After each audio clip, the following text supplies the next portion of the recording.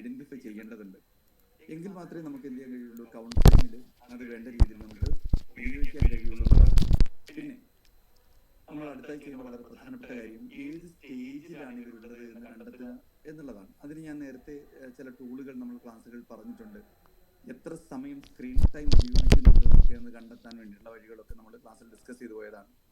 അതിൽ 2 മണിക്കൂറിൽ താഴെ മാത്രമാണ്, അത് എല്ലാ ദിവസവും ഒന്നും 2 മണിക്കൂർ വരുന്നൊന്നുമില്ല, അപൂർവം ചില ദിവസങ്ങൾ മാത്രമേ 2 മണിക്കൂറൊക്കെ വരാറുള്ളൂ. അങ്ങനെ 2 മണിക്കൂറിൽ താഴെ മാത്രമാണ് സ്ക്രീൻ ടൈം ഉള്ളതെങ്കിൽ ഇന്നത്തെ ഒരു സിറ്റുവേഷൻ നമുക്ക് പറയാം ഇത് നോർമലായിട്ടുള്ള ഒരു സിറ്റുവേഷനുള്ള ഒരാളാണ്. കാരണം വല്ലപ്പോഴും മാത്രം ഫോണിനിടയ്ക്ക് ഉപയോഗിക്കാൻ മാറ്റിവെക്കാനൊക്കെ കഴിയുന്നുണ്ട് എന്ന സിറ്റുവേഷനാണ്. അതായത് ഒരു വളരെ നോർമലായിട്ടുള്ള ഒരു സിറ്റുവേഷനാണ്. 2 മണിക്കൂറിൽ താഴെ മാത്രമാണ് ഒരാൾക്ക് ഫോണിൽ അഡിക്ഷൻ വരുന്നത്. ഇനി സെക്കൻഡ് സ്റ്റേജ് എന്ന് പറയുന്ന 5 മണിക്കൂറിന് മുകളിലേക്കൊക്കെയുള്ള അഡിക്ഷൻ വരുന്നതാണ്, ഫോൺ ഉപയോഗം വരുന്നതാണ്. അതുപോലെ തന്നെ സ്റ്റേജ് 3 എന്ന് പറയുന്ന 8 മണിക്കൂറിനൊക്കെ മുകളിലേക്കുള്ള ഉപയോഗം വരുന്നതാണ്.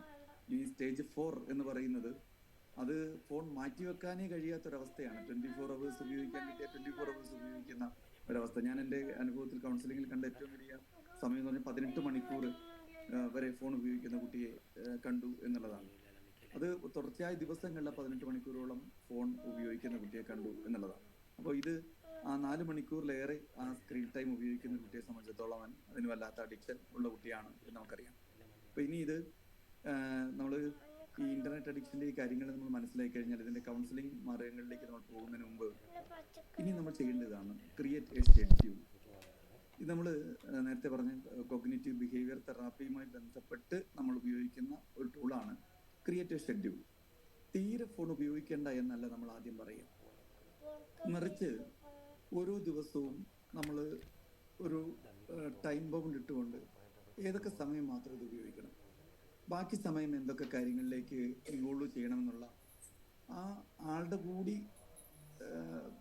ഉൾക്കൊള്ളുന്ന രീതി. ഇത് ഒരിക്കലും ഒരു കൗൺസിലറുടെ ഇൻവോൾവ്മെന്റ് ആവരുത് ഇതിനകത്ത് ഉണ്ടാവേണ്ടത്, മറിച്ച് എന്താണോ ആൾക്ക് പറ്റുക അതാണല്ലോ. കാരണം ആളുടെ ഇഷ്ടം അനുസരിച്ചുള്ളത് നമ്മൾ ഞാൻ കഴിഞ്ഞ ദിവസം തന്നെ പറഞ്ഞു.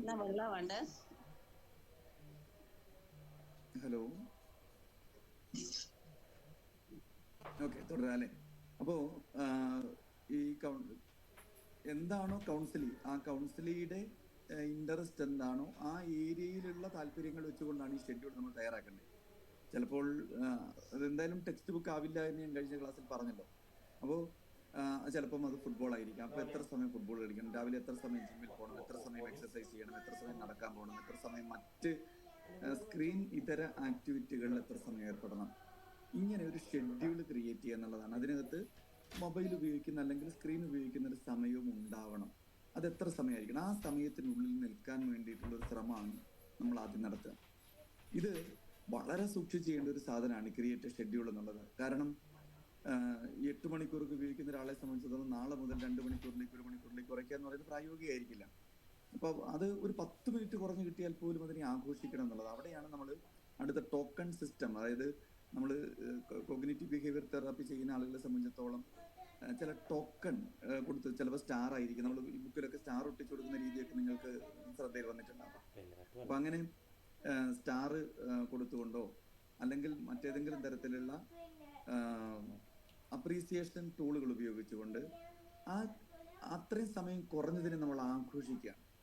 അങ്ങനെ അവർക്കത് പറ്റും എന്നുള്ള ബോധം, എനിക്കിത് മാറ്റിവെക്കാൻ കഴിയും, എനിക്കിത് കൺട്രോൾ ചെയ്യാൻ കഴിയുന്നുണ്ട്, എനിക്കിത് മാറ്റിവെക്കാൻ കേപ്പബിൾ ആയിട്ടുള്ള ഒരാളാണ് എന്നൊരു ചിന്ത ആളുടെ മനസ്സിൽ. ഇത് കാരണം പലപ്പോഴും കൗൺസിലിംഗ് വരുന്ന സമയത്ത് ഈ സൈബർ അഡിക്ഷനെ വല്ലതും ഇതെനിക്ക് പറ്റില്ല, മാറ്റിവെക്കാൻ പറ്റില്ല, എന്നെ കൊണ്ട് ഒഴിവാക്കാൻ വേണ്ടി പറ്റില്ല എന്നുള്ള ചിന്തയിലായിരിക്കും ഉണ്ടാവുക. അപ്പോൾ ആദ്യം നമ്മൾ അതിൽ ക്രിയേറ്റ് ചെയ്യേണ്ടത് പറ്റുമെന്നുള്ള, അതിൽ 10 മിനിറ്റാണ് ഒഴിവാക്കപ്പെട്ടതെങ്കിൽ പോലും അതിനെ ആഘോഷിക്കണം എന്നുള്ളതാണ്. ഇതാണ് പേരൻസിനടുത്ത് നമ്മൾ കൊടുക്കേണ്ട സന്ദേശം എന്ന് പറയുന്നത്. അതല്ലെങ്കിൽ എന്താ, പലപ്പോഴും അവർ വന്നു കഴിഞ്ഞാൽ നാളെ മുതൽ ഇത് പൂർണ്ണമായി മാറ്റിവെച്ച് ഫുൾ ടൈം പഠനത്തിലേക്ക് ഇറങ്ങണമെന്ന രീതിയിലാണ് അവർ ആവശ്യപ്പെടുക. പക്ഷെ അത് സാധ്യമല്ല എന്നുള്ളതാണ്. അപ്പോൾ അതുകൊണ്ട് ഒരു ഷെഡ്യൂൾ ക്രിയേറ്റ് ചെയ്യുക. ഇത് ഒരു ടൈം ടേബിൾ അല്ല, നമ്മൾ സാധാരണഗതിയിൽ ടൈം രാവിലെ മുതൽ എഴുന്നേറ്റ് ഇന്ന സമയത്ത് അങ്ങനെയല്ല, മറിച്ച് മൊബൈൽ ഉപയോഗിക്കുന്നതിന് മറ്റു കാര്യങ്ങൾക്ക് വേണ്ടിയിട്ടുള്ള സമയം ലിമിറ്റ് കാണുകയും ആ ലിമിറ്റിനുള്ളിൽ നിൽക്കാനുള്ള ഒരു ശ്രമം നടത്താൻ വേണ്ടിയിട്ട് തയ്യാറാക്കുന്ന ഒരു സാധനം എന്നതിനപ്പുറം ഇത് 100% ഇത് ഇങ്ങനെ ചെയ്തു. കാരണം അങ്ങനെ പറയാൻ പാടില്ല. അങ്ങനെ പറഞ്ഞു കഴിഞ്ഞാൽ ഇത് ചെയ്യാതെ വരുമ്പോൾ, പറ്റാതെ വരുമ്പോൾ സ്വാഭാവികമായിട്ട് ഇയാൾ ഐഡന്റിഫൈ ചെയ്യുന്ന കാര്യം എന്നെ കൊണ്ട് ഇത് പറ്റില്ല എന്നാണ്. അപ്പൊ അങ്ങനെ ഇത് ഒരു കമ്പൽസറി ആയി ചെയ്യേണ്ട ഒരു സാധനമാണെന്ന് അവർക്ക് തോന്നരുത്. പക്ഷെ എന്നാൽ അപ്രീസിയേഷൻസ് ഇത് പാലിക്കപ്പെടുമ്പോൾ കൊടുക്കുകയും ചെയ്യണം. അതാണ് ഫസ്റ്റ് സ്റ്റെപ്പ് എന്ന് പറയുന്നത്, ക്രിയേറ്റ് എ ഷെഡ്യൂൾ. അടുത്തത് മൈൻഡ്ഫുൾനെസ് പ്രാക്ടീസ് ചെയ്യിക്കുക എന്നുള്ളതാണ്. ഇതില് ഓരോ നിമിഷവും ആസ്വദിക്കാൻ പഠിപ്പിക്കുക എന്നുള്ളതാണ് മൈൻഡ്ഫുൾനെസ്. കഴിക്കുന്ന ഭക്ഷണത്തിൻ്റെതാണെങ്കിലും ഓരോ തരികളും ആസ്വദിക്കാൻ. ഇനി ബ്രീത്ത് എടുക്കുമ്പോൾ, ശ്വാസം ഉള്ളിലേക്ക് എടുക്കുമ്പോഴും സാവധാനം പുറത്തേക്ക് വിടുമ്പോഴും അതൊക്കെ എന്ത് ചെയ്യാം, ആസ്വദിക്കാൻ പറയുക. ഓരോ നിമിഷവും ആ ചെയ്യുന്ന ഓരോ കാര്യങ്ങളും, അതിനകത്തെ ശരികളായാലും ശരി തെറ്റുകളായാലും ശരി, ആ ഓരോ നിമിഷവും ഇങ്ങനെ ആസ്വദിക്കാൻ വേണ്ടി പറയാം. അങ്ങനെ മൈൻഡ്ഫുൾനെസ്. ഇപ്പോൾ പലപ്പോഴും നമ്മൾ മൈൻഡ്ഫുൾനെസ് ഒക്കെ പ്രാക്ടീസ് ചെയ്യുന്ന സമയത്ത് ഒരു ജീരക മുട്ടായി ഒക്കെ പോലും വളരെ ആസ്വദിച്ച് അതിന്റെ ഓരോ മാധുര്യവും ഓരോ തരിയും ഇങ്ങനെ ആസ്വദിച്ച് കഴിക്കാനൊക്കെ പഠിപ്പിക്കാറുണ്ട്. ഭക്ഷണം കഴിക്കുന്ന സമയത്ത് അതിൽ ഓരോ തരിയും എനിക്ക് ഭയങ്കരമായിട്ട് ആസ്വദിക്കാൻ കഴിയുന്നുള്ള ചിന്ത മനസ്സിലുണ്ടാക്കിയെടുക്കുക. ഏത് ജോലി ചെയ്യുമ്പോഴും അത് ഭയങ്കരമായിട്ട് ആസ്വദിക്കുന്നു എന്ന് മനസ്സിലിങ്ങനെ പറയാൻ വേണ്ടിയിട്ട് പറയുക. അങ്ങനെ വളരെ ഭംഗിയായി മൈൻഡ്ഫുൾനെസ് പ്രാക്ടീസ് ചെയ്യിക്കുക എന്നുള്ളതാണ്. എപ്പോഴും ഞാൻ ഹാപ്പിയാണ്, ഞാൻ എന്നെക്കുറിച്ച് സംതൃപ്തനാണ് എന്ന രീതിയിലുള്ള ചിന്തകൾ അവരുടെ മനസ്സിൽ കൊടുത്തുകൊണ്ടേയിരിക്കുക. അത് സ്വയം ഇങ്ങനെ മനസ്സിൽ ക്രിയേറ്റ് ചെയ്ത് പറയാൻ വേണ്ടി പറയുക. ബ്രീത്തിങ്ങിലൊക്കെ കോൺസെൻട്രേറ്റ് ചെയ്യാൻ പറയുക വളരെ നല്ലതാണ്. ദീർഘമായ ശ്വാസം ഉള്ളിലേക്ക് എടുക്കുക. ആ ശ്വാസം ഉള്ളിലേക്ക് എടുക്കുമ്പോൾ അവരുടെ മനസ്സിൽ ഒരുപാട് പോസിറ്റീവ് എനർജി നിറയുന്നതായിട്ട് ഫീൽ ചെയ്യാൻ വേണ്ടി പറയുക. ശ്വാസം പുറത്തേക്ക് പോകുമ്പോൾ ആ മനസ്സിലെ മുഴുവൻ സങ്കടങ്ങളും പ്രശ്നങ്ങളും വായുവിൽ ഇങ്ങനെ കലർന്ന് പുറത്തു പോകുന്നതായിട്ട് സങ്കല്പിക്കാൻ പറയുക. അങ്ങനെ നടക്കുമ്പോഴും കാര്യങ്ങൾ ഓരോ സ്റ്റെപ്പ് മുന്നോട്ട് വെക്കുമ്പോഴും അതിങ്ങനെ ആസ്വദിക്കാൻ പറയുക. പ്രകൃതിയുടെ സംഗീതമൊക്കെ ഇങ്ങനെ ആസ്വദിച്ച് പ്രഭാതങ്ങളെയൊക്കെ ആസ്വദിക്കാൻ പറയുക. എന്ത് ശബ്ദവും അതിന്റെ മനോഹാരിത ഇങ്ങനെ ആസ്വദിച്ചിരിക്കാൻ പറയുക. അപ്പൊ ഇങ്ങനെ നമ്മുടെ ചുറ്റുപാടിലെല്ലാം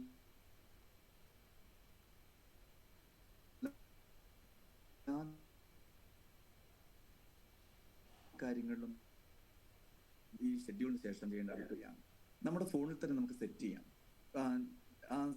നമ്മുടെ ഡിജിറ്റൽ വെൽബീയിങ്ങിൽ തന്നെ ടൈമർ സെറ്റ് ചെയ്യേണ്ടത് എങ്ങനെയെന്നുള്ളത് കഴിഞ്ഞ ക്ലാസ്സിൽ നമ്മൾ ഡിസ്കസ് ചെയ്ത് പോയതാണ്. അതിൽ ഓരോ ആപ്ലിക്കേഷൻ അതിനകത്ത് എത്ര സമയം മാത്രമേ ഞാൻ സ്പെൻഡ് ചെയ്യുമെന്ന് തീരുമാനിക്കുകയും ആ സമയമാകുമ്പോൾ ഫോണിൽ ഓട്ടോമാറ്റിക്കായിട്ട് ആപ്ലിക്കേഷൻ ബ്ലോക്ക് ആവുകയും ചെയ്യുന്ന രീതിയിലുള്ള ഡിവൈസ് സ്റ്റോപ്പ് സിഗ്നൽസ് വരിക എന്നുള്ളതാണ്. അത് നമ്മൾ സെറ്റ് ചെയ്ത് ആ സമയം കഴിഞ്ഞാൽ പിന്നെ ഉപയോഗിക്കില്ല എന്നുള്ള തീരുമാനം എടുക്കാം. മറ്റു കാര്യങ്ങളിലേക്ക്, മൈൻഡ്ഫുൾനെസ് അടക്കമുള്ള കാര്യങ്ങളിലേക്ക്, മറ്റ് എക്സസൈസിലേക്ക്, മറ്റെന്തെങ്കിലും തരത്തിലുള്ള എന്റർടൈൻമെന്റ് പർപ്പസ് ഉള്ള കാര്യങ്ങളിലേക്ക് എന്ത് ചെയ്യുക, ഡൈവേർട്ട് ചെയ്യുക എന്നുള്ളതാണ് അടുത്തായി ചെയ്യേണ്ട കാര്യം. അപ്പോൾ ഈ ഡിജിറ്റൽ വെൽബീയിങ്ങിൽ ആ ടൈം സെറ്റ് ചെയ്യാൻ വേണ്ടി നമ്മൾ കഴിഞ്ഞ ദിവസം പറഞ്ഞതാണ്. പിന്നെ ഐഡന്റിഫൈ ദ ട്രിഗേഴ്സ്. ഇപ്പം ഈ ഫോൺ അഡിക്ഷനിലേക്ക് അല്ലെങ്കിൽ മറ്റു ഇത് അഡിക്ഷനിലേക്ക് പോയ ആളുകളെ സംബന്ധിച്ചിടത്തോളം അതിന് ചില ട്രിഗർ ഉണ്ട്. അത് ടൈം ആയിരിക്കാം. ചിലപ്പോൾ ഞാൻ എല്ലാ ദിവസവും ഈ സമയം ഫോൺ ഉപയോഗിക്കും. സ്കൂളിൽ നിന്ന് എത്തിക്കഴിഞ്ഞാൽ അല്ലെങ്കിൽ ഞാൻ എൻ്റെ ജോലി കഴിഞ്ഞാൽ ഈ സമയത്ത് ഞാൻ ഫോൺ എടുക്കും. ഫോൺ എടുത്ത് കഴിഞ്ഞാൽ പിന്നീട് ഞാൻ അതിലേക്ക് ആകും. അത് ആ സമയം ഒരു ട്രിഗറാണ്. പിന്നെ എൻ്റെ സുഹൃത്തുക്കൾ അല്ലെങ്കിൽ നോട്ടിഫിക്കേഷൻ ഒരു ട്രിഗറാണ്. ഞാൻ എൻ്റെ ഫോണിൽ ഞാൻ നോട്ടിഫിക്കേഷൻ ഓഫ് ചെയ്തിട്ടിരിക്കുക. കാരണം വളരെ സമയം കൺസ്യൂം ചെയ്യുന്ന ഒരു സാധനമാണ്. വാട്സപ്പിലാണെങ്കിലും മറ്റിടങ്ങളിലാണെങ്കിലും മെസ്സേജുകൾ വരും.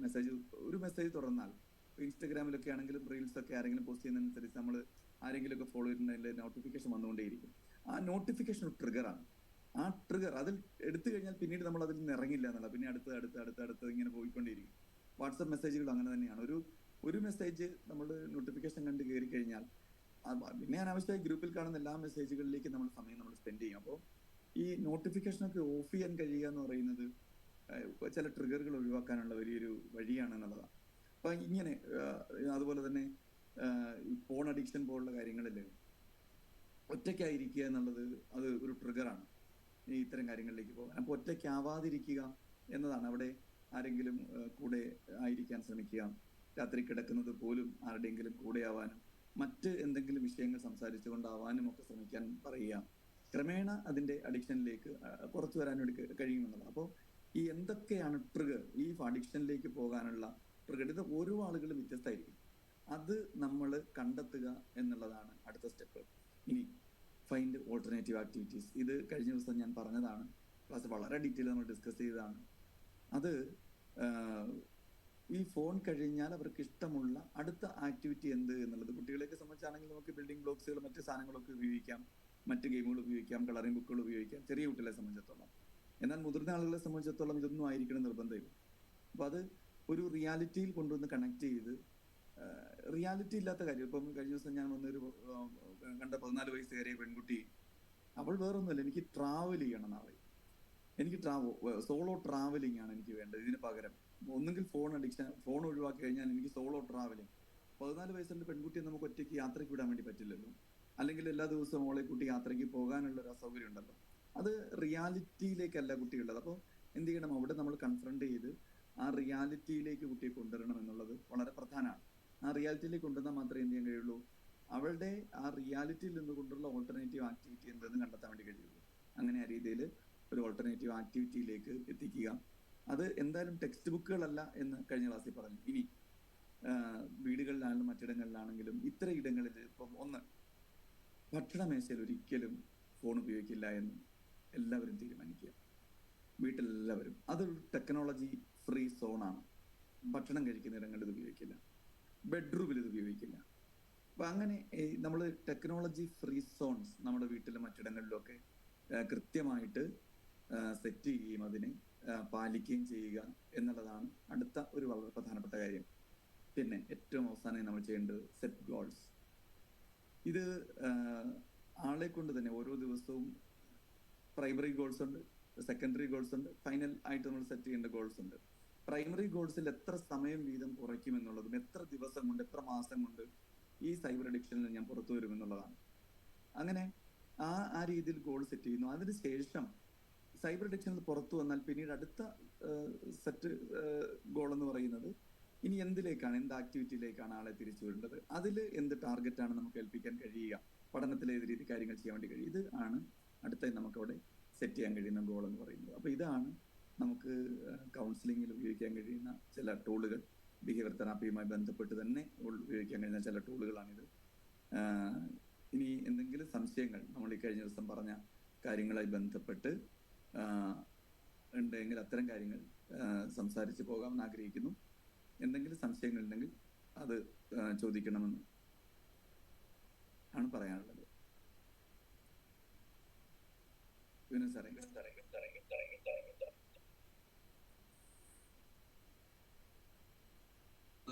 VPN കുറിച്ച് പറയാന്ന് പറഞ്ഞിട്ടൊന്ന് പറഞ്ഞില്ല സാറേ, സമയം പോയതുകൊണ്ട്. എന്തോ VPN പറഞ്ഞു തരാൻ അതിന്റെ യൂസ് പറയാമെന്ന് പറഞ്ഞിരുന്നു. അത് നമുക്ക് അടുത്ത ക്ലാസ്സിൽ ഡിസ്കസ് ചെയ്യാം. അടുത്ത ക്ലാസ്സിൽ VPN അതുപോലെ തന്നെ ഫാമിലി ലിങ്കും ഒക്കെ എങ്ങനെ ചെയ്യുന്നു എന്നുള്ളത് അടുത്ത ക്ലാസ്സിൽ ഡിസ്കസ് ചെയ്യാമെന്നാണ് വിചാരിക്കുന്നത്. Okay sir.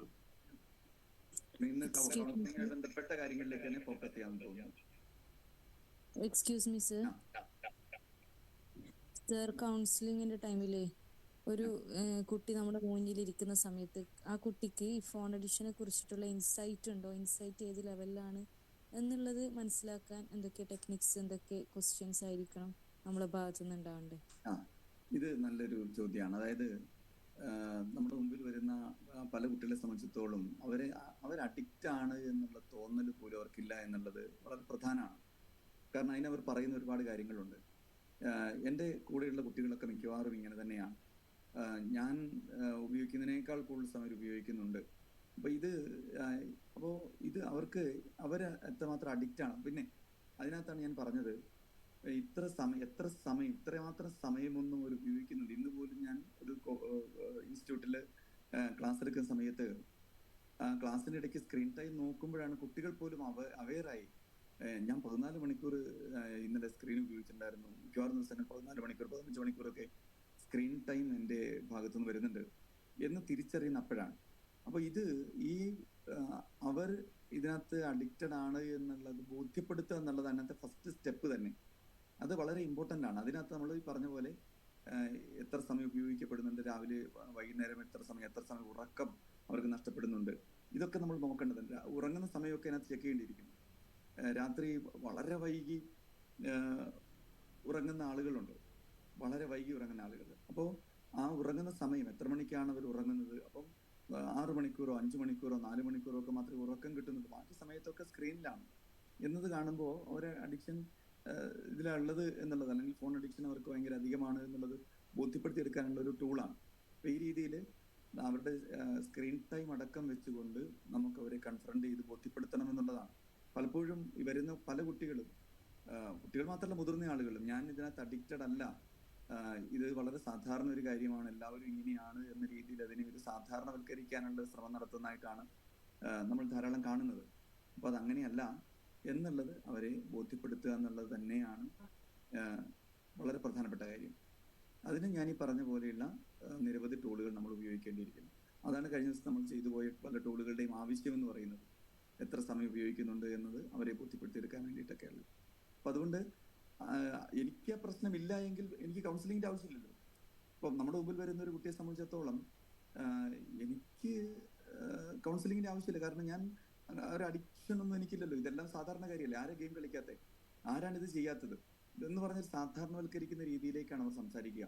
അപ്പോൾ നമ്മൾ എന്ത് ചെയ്യണം? കൺഫ്രണ്ട് ചെയ്ത് അതിനെ ബോധ്യപ്പെടുത്തിയെടുക്കുക എന്നുള്ളതാണ്. മോനെ, എല്ലാവരും ഗെയിം കളിക്കാറുണ്ട്, ശരി തന്നെയാണ്. പക്ഷേ നീ ഉപയോഗിക്കുന്ന അത്രയും സമയം ഇതിനകത്ത് ഉപയോഗിക്കുന്നുണ്ടോ? മാത്രമല്ല, ഈ ഫോൺ മാറ്റി വെക്കുമ്പോൾ എന്തുകൊണ്ടാണ് നിനക്കത് പറ്റാത്തത്? ഈ മാറ്റി വെക്കുമ്പോൾ പറ്റാതിരിക്കുന്ന അഡിക്ഷന്റെ ഭാഗമല്ലേ എന്ന രീതിയിൽ കൺഫ്രണ്ട് ചെയ്ത് അവരെ ബോധ്യപ്പെടുത്തിയെടുക്കുക എന്നത് മാത്രമാണ് അവിടെ ചെയ്യാനുള്ളത്. അത് ബോധ്യപ്പെടുത്തിയാൽ മാത്രമേ കൗൺസിലിങ്ങിനോട് പ്രസക്തിയുള്ളൂ. അല്ലെങ്കിൽ ഒരിക്കലും അവർ സ്വയം ഉൾക്കൊള്ളുന്നില്ല. എനിക്കത് വേണമെന്ന് വരുന്ന കുട്ടികൾ ഒരുപാട് പേർ സ്വാഭാവികമായിട്ടും ഞാൻ എനിക്ക് ആവശ്യമില്ല ഉള്ള ആളാണ് എന്ന് തിരിച്ചറിയാത്തവരാണ്. അത് വളരെ കറക്റ്റാണ്. വേറെ ചോദ്യങ്ങൾ? ദിനേശൻ, പിന്നെ നമ്മളെ ഓഫ്ലൈൻ ക്ലാസ്സിലെ സമയത്തും നമ്മളിപ്പോൾ ഈ ഒരു ഓൺലൈൻ നമ്മുടെ ഇന്നത്തെ ഈ ഒരു ക്ലാസ്സിലും നമുക്ക് പ്രധാനമായിട്ടും ഒരു കൗൺസിലർ ബേസ്ഡ് ആയിട്ടുള്ള കാര്യങ്ങളാണ് കൂടുതൽ സാറ് പ്രതിപാദിച്ചതെന്ന് എനിക്ക് മനസ്സിലാകുന്നത്. അപ്പോൾ കുറച്ച് പേരെങ്കിലും ചിലപ്പോൾ കൗൺസിലിംഗ് രംഗത്തല്ലാതെ നമ്മളിപ്പോൾ ഒരു ട്രെയിനിങ് മേഖലയിലുള്ള ആൾക്കാർ കുറച്ച് പേരെങ്കിലുണ്ടാകുമെന്ന് എനിക്ക് തോന്നുന്നു. അപ്പോൾ അവരുടെ നമ്മുടെ ഒരു ട്രെയിനറുടെ പോയിന്റ് ഓഫ് വ്യൂവിൽ നമ്മളിപ്പം ഒരു പാരൻസിന് കൊടുക്കുന്ന ഒരു സെഷനാണെങ്കിൽ നമ്മൾ അത് ഏതൊക്കെ അതിൻ്റെ അതിനെ നമ്മളെങ്ങനെ ഷെഡ്യൂൾ ചെയ്യുക, അതിൽ വരേണ്ട വേണമെങ്കിൽ സിലബസ് എന്ന് പറയാം. ആ ഒരു സിലബസ് എങ്ങനെ നമുക്ക് അത് ഏതൊക്കെ കാര്യങ്ങൾ അത് ഒരു പാരൻസിന് കൊടുക്കുന്ന ഒരു ക്ലാസ്സിൽ ഒരു സെഷനിൽ നമ്മൾ ഏതൊക്കെ ഉൾപ്പെടുത്തണം, അതിൻ്റെ ഒന്ന് ബ്രീഫ് ചെയ്തിട്ട് സാറ്. ഇത് നമ്മുടെ ക്ലാസ്സിൽ അതിനുള്ള ടൂളുകളും ധാരാളം നമ്മൾ ഷെയർ ചെയ്തു എന്ന് തന്നെയാണ് ഞാൻ വിചാരിക്കുന്നത്. കാരണം എന്താണ് സൈബർ അഡിക്ഷൻ, നിങ്ങളുടെ കുട്ടികൾ എത്രമാത്രം അഡിക്റ്റഡ് ആണ്, ഏതൊക്കെ തരത്തിലുള്ള ഇടങ്ങളിലേക്ക് അവർ കടന്നു പോകുന്നുണ്ട്, നമ്മൾ സാധാരണ കാണുന്നതിനപ്പുറം എന്തൊക്കെ തരത്തിലാണ് കുട്ടികൾ ദുരുപയോഗം ചെയ്യുന്നത് എന്നുള്ള കാര്യങ്ങളൊക്കെ തന്നെ നമ്മൾ അതിനകത്ത് പറഞ്ഞു പോയിട്ടുണ്ട്. ഇതെല്ലാം വെച്ചുകൊണ്ട് നമുക്ക് ഇതിൻ്റെ ഒരു സിലബസ് ഉണ്ടാക്കാവുന്നതേ ഉള്ളൂ. അപ്പോൾ ഇത് പേരൻസിനെ ബോധ്യപ്പെടുത്തേണ്ട സമയത്ത്, അതായത് നമ്മുടെ കുട്ടികൾ സൈബർ അഡിക്റ്റഡ് ആണോ, എത്ര സമയം അവരിതിനകത്ത് സ്പെൻഡ് ചെയ്യുന്നുണ്ട് എന്നുള്ളത് അവരോട് തന്നെ ഒബ്സർവ് ചെയ്യാൻ പറയാം. പിന്നെ രാത്രി ഉറങ്ങാൻ പോകുന്ന സമയത്ത് മറ്റിടങ്ങളിലുമൊക്കെ, കാരണം നമുക്കറിയാം ഈ ഫോൺ അഡിക്ഷൻ ആയാലും സൈബർ സെക്സ് അടക്കമുള്ള കാര്യങ്ങളായാലും ഒക്കെ തന്നെ പലപ്പോഴും പേരൻസിന്റെ ഭാഗത്ത് നിന്ന് വരുന്ന, അവർ വിചാരിക്കുന്നില്ല ഇങ്ങനെയൊക്കെ സംഭവിക്കുന്നുണ്ട്, ഓൺലൈൻ ഇടങ്ങളിൽ ഈ കാര്യങ്ങൾ നടക്കുന്നുണ്ട് എന്നുള്ളത് വിചാരിക്കുന്നേ ഇല്ല എന്നുള്ളത്. എൻ്റെ കുട്ടി ഇങ്ങനെയൊന്നും ചെയ്യില്ല എന്ന് തന്നെയാണ് ഓരോ പേരൻറ്റും കരുതുക. അപ്പം അതുകൊണ്ട് ഇതെങ്ങനെയല്ല, ഇതെല്ലാ ഇടങ്ങളിലും ഇത് ഈ വളരെ കോമൺ ആയി സംഭവിക്കുന്നുണ്ട്. ഇന്ന് കുട്ടികൾക്കിടയിൽ ഇത് വല്ലാതെ, ഇത് മാത്രമല്ല ഇപ്പം ഈ ധാരാളം ഡേറ്റിംഗ് ആപ്പുകൾ, അത് കഴിഞ്ഞ് നമ്മൾ പറയാൻ വിട്ടുപോയൊരു കാര്യമാണ്. കാരണം കുട്ടികൾക്കിടയിൽ ഒരുപാട് തരത്തിലുള്ള ഡേറ്റിംഗ് ആപ്പുകൾ, ഡേറ്റിംഗ് എന്ന് പറയുന്നത് ശരിക്കും വളരെ തെറ്റായ രീതിയിൽ നമ്മുടെ സമൂഹത്തിൽ ഉപയോഗിക്കപ്പെടുന്ന ഒരു സാധനമാണ്. ഡേറ്റിംഗ് എന്ന് പറഞ്ഞാൽ രണ്ടുപേർ പരസ്പരം കൂടുതൽ ആഴത്തിൽ അറിയാൻ വേണ്ടിയിട്ടുള്ള ഒരു പരിചയപ്പെടലാണ്. എന്നെ സംബന്ധിച്ചിടത്തോളം എൻ്റെ ഒരു പാർട്ട്ണറായിട്ട് ഒരാളെ പറ്റുമോ എന്നറിയാൻ വേണ്ടിയിട്ടുള്ള ഒരു പരിചയപ്പെടലിൻ്റെ ഭാഗമാണ്. അപ്പോൾ അത് കൂടുതൽ തുറന്ന് സംസാരിക്കാൻ, ഓപ്പണായി സംസാരിക്കാൻ വേണ്ടിയിട്ടുള്ള ഒരു സംവിധാനമാണ് ഡേറ്റിംഗ് എന്ന് പറയുന്നത്. അത് വിവാഹ ജീവിതത്തിലേക്ക് കിടക്കുന്ന ആളുകളെ സംബന്ധിച്ചിടത്തോളം അവർക്ക് രണ്ടുപേരും ഒരേ രീതിയിൽ തന്നെ പോകുന്ന ആളുകളാണോ എന്നൊക്കെ അറിയാൻ വേണ്ടിയിട്ട് ഉപയോഗിക്കുന്ന ഒരു സാധനമാണ് ഡേറ്റിംഗ് എന്ന് പറയുന്നത്. പക്ഷേ ഇന്ന് നമ്മുടെ ഒരു കുട്ടികളുടെ ഇടയിൽ ഡേറ്റിംഗ് ആപ്പുകൾ ഉപയോഗിക്കുന്നതിനല്ല, തുറന്നു പറയുക എന്ന് പറഞ്ഞാൽ എല്ലാ സെക്ഷൽ ആയിട്ടുള്ള കാര്യങ്ങളും തുറന്നു പറയുക എന്ന രീതിയിലേക്ക് കാര്യങ്ങൾ മാറിക്കഴിഞ്ഞിരിക്കുന്നു. ആ രീതിയിലേക്ക് കാര്യങ്ങൾ ഷെയർ ചെയ്യുന്ന രീതിയിലേക്ക് വന്നിരിക്കുന്നു. ഈ ഡേറ്റിംഗ് ആപ്പുകൾ എന്ന് പറയുന്നത് പലപ്പോഴും തുണിയഴിക്കാനുള്ള ഇടങ്ങളായിട്ട് മാറിക്കൊണ്ടിരിക്കുന്നു. അപ്പോൾ അങ്ങനെ ആ രീതിയിലേക്കാണ് അത് വന്ന് ചേർന്നിരിക്കുന്നത്. പക്ഷെ ഇതല്ല ഡേറ്റിംഗ് എന്നുള്ളത് പഠിപ്പിച്ചു കൊടുക്കേണ്ടിയിരിക്കുന്നു നമുക്ക് പേരൻസിന്റെയും അതുപോലെ തന്നെ കുട്ടികളെയും. അപ്പോൾ നമ്മൾ ഈ ട്രെയിനിങ് പർപ്പസിൽ ഞാൻ പറഞ്ഞല്ലോ കഴിഞ്ഞ ദിവസം ക്ലാസ്സിൽ പറഞ്ഞ ഈ കാര്യങ്ങളൊക്കെ തന്നെ പേരന്റിങ് സൈഡിൽ കൂടി ഉപയോഗിക്കാവുന്ന കാര്യങ്ങളാണ്. ഒന്ന്, കുട്ടികളുടെ ഫോൺ അത് ഒബ്സർവ് ചെയ്യാനുള്ള ടൂളുകൾ നമുക്ക് അവർക്ക് പറഞ്ഞു കൊടുക്കാം. എത്ര സമയം കുട്ടികൾ ഉപയോഗിക്കുന്നുണ്ട് എന്നതൊക്കെ ഒബ്സർവ് ചെയ്യാനുള്ള വഴികൾ പറഞ്ഞു കൊടുക്കാം. പിന്നെ മൊബൈലിലൊക്കെ എന്തെങ്കിലും അനാവശ്യമായ ആപ്പുകൾ ഡൗൺലോഡ് ചെയ്തിട്ടുണ്ടോ, അത് ഞാൻ പറഞ്ഞു വോൾട്ട് അടക്കമുള്ള ആപ്പുകൾ ഏതെങ്കിലുമൊക്കെ അത്തരത്തിൽ ഉപയോഗിക്കപ്പെടുന്നുണ്ടോ എന്ന് നോക്കണം. അത് നമ്മൾ മനസ്സിലാക്കണമെന്ന് കഴിഞ്ഞ ക്ലാസ്സിൽ നമ്മൾ പറഞ്ഞു പോയ കാര്യമാണ്. അപ്പോൾ അങ്ങനെ വോൾട്ട് ആപ്പുകൾ അത് ഉണ്ടെങ്കിൽ അത് തീർച്ചയായിട്ടും ഒഴിവാക്കേണ്ടതാണ് എന്നുള്ളതാണ്. പിന്നെ സ്ക്രീൻ ടൈം വളരെ ഇമ്പോർട്ടൻ്റ് ആയ കാര്യമാണ്. രാത്രി കിടക്കുന്ന മുറിക്കകത്ത് കൊണ്ടുപോകുന്നില്ല എന്നുള്ളത് ഉറപ്പിക്കേണ്ടത് കാര്യമാണ്. ഇതൊക്കെ നമുക്ക് വെച്ചുകൊണ്ട് പിന്നെ ഏത് ഏജിലാണ് ഏതൊക്കെ തരത്തിൽ, അപ്പം ആ പേരന്റൽ നമ്മൾ പ്ലേ സ്റ്റോറിലടക്കമുള്ള പേരന്റൽ കൺട്രോൾ ആപ്പുകൾ എങ്ങനെ ഉപയോഗിക്കണം എന്നുള്ളതും അതുപോലെ തന്നെ യൂട്യൂബിൽ റെസ്ട്രിക്റ്റഡ് മോഡ് അടക്കം എങ്ങനെ ഉപയോഗിക്കണം എന്നുള്ളതും ഒക്കെ തന്നെ നമ്മൾ ഡിസ്കസ് ചെയ്തു പോയ കാര്യമാണ്. ഇതൊക്കെ പേരന്റിങ് സൈഡിൽ നിന്ന് ചെയ്യേണ്ട കാര്യങ്ങളാണ്. പ്ലേ സ്റ്റോറിൽ 7+, 13+ എന്ന രീതിയിൽ എങ്ങനെയാണ് ഉപയോഗിക്കേണ്ടത്, എന്തുകൊണ്ട് ഈ സമയത്താണ് ആ രീതിയിൽ ചേഞ്ച് ചെയ്ത് കൊടുക്കേണ്ടത് എന്നൊക്കെ ഉള്ളതൊക്കെ നമുക്ക് പറഞ്ഞു കൊടുക്കാവുന്ന കാര്യമാണ്. പ്ലേ സ്റ്റോറിൽ നിങ്ങൾക്ക് അല്ലെ ഓർമ്മയുണ്ടാവും അല്ലെ, പ്ലേ സ്റ്റോറിൽ നമ്മൾ കാര്യങ്ങൾ പറഞ്ഞത് സാറിന് ഓർമ്മയുണ്ടാവും. അപ്പൊ ഇതൊക്കെ നമുക്ക് പേരന്റിങ് സൈഡിൽ നിന്ന് അവരെ ബോധ്യപ്പെടുത്തിയെടുക്കാവുന്ന കാര്യമാണ്. ഏറ്റവും പ്രധാനം ആൻഡ്രോയിഡ് ഫോണുകളിലെ ഡിജിറ്റൽ വെൽബീയിങ് എന്ന് പറയുന്ന ഓപ്ഷനാണ്. പിന്നെ അതുപോലെ തന്നെ ഐഫോണിലെ സ്ക്രീൻ ടൈം എന്ന് പറയുന്ന ഓപ്ഷനാണ്. എത്ര സമയം ഓരോ ആളുകളും ഉപയോഗിക്കുന്നുണ്ട്, സ്ക്രീൻ ടൈം തന്നെയാണ് കുറയ്ക്കേണ്ടത്. നമുക്ക് ഫോക്കസ് ചെയ്യേണ്ടത് അവിടെ തന്നെയാണ്. അപ്പൊ അതുകൊണ്ട് തന്നെ അത് ഏറ്റവും ഇമ്പോർട്ടൻ്റ് ആയിട്ടുള്ള ഒരു കാര്യമാണ്. പേരൻസിനോടും ഇവാലുവേറ്റ് ചെയ്യാൻ പറയേണ്ടത് കുട്ടികളുടെ സ്ക്രീൻ ടൈമാണ്. എത്ര സമയം എന്റർടൈൻമെന്റ് പർപ്പസിന് അവർ ഇത് ഉപയോഗിക്കുന്നു എന്നുള്ളത് തന്നെയാണ് പേരൻസിനെയും നമ്മൾ ബോധ്യപ്പെടുത്തേണ്ടത്. അവിടെ കോൺസെൻട്രേറ്റ് ചെയ്യണം അല്ലേ? ആ ഒരു തീർച്ചയായിട്ടും. Okay sir, okay, thank you sir. വേറെ എന്താണ് നമുക്ക്